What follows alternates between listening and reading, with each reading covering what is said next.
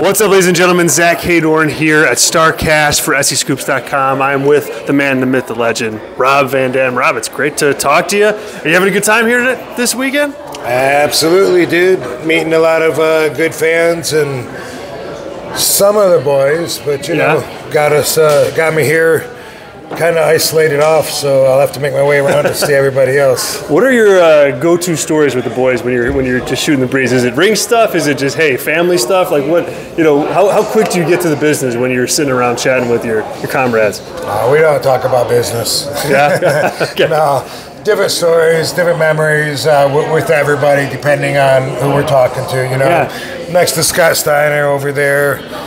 Not only are the Steiners from Michigan, but they've always been super cool to me since it was like '93 maybe when I met them.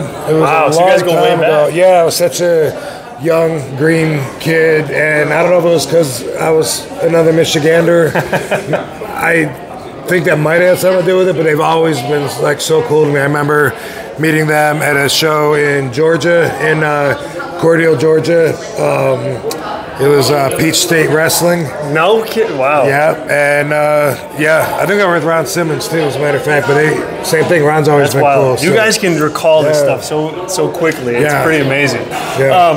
Man, I know you got to get back to your fans here, but I just one of the questions that I've always wanted to know. You had a run with Steve Austin, early 2000s. Man, you got to work with him.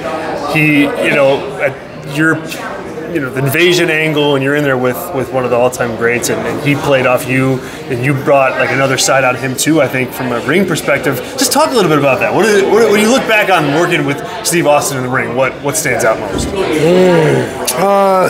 It was fun. It was good TV, but being in the center of it, when I think about what it was like for me and my perspective, I was dealing with a bit of political pressures, adjusting there.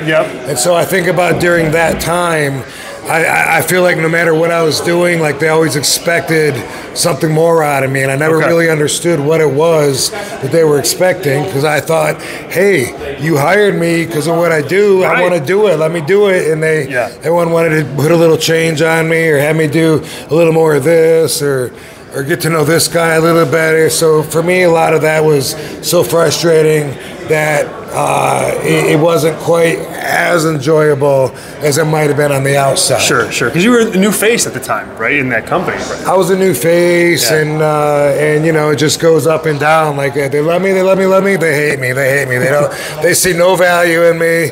They don't care what they love me again. They love me.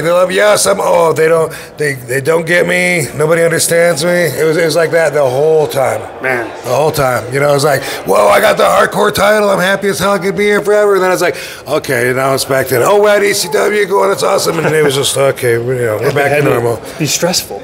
Well, I mean, most jobs are. Sure.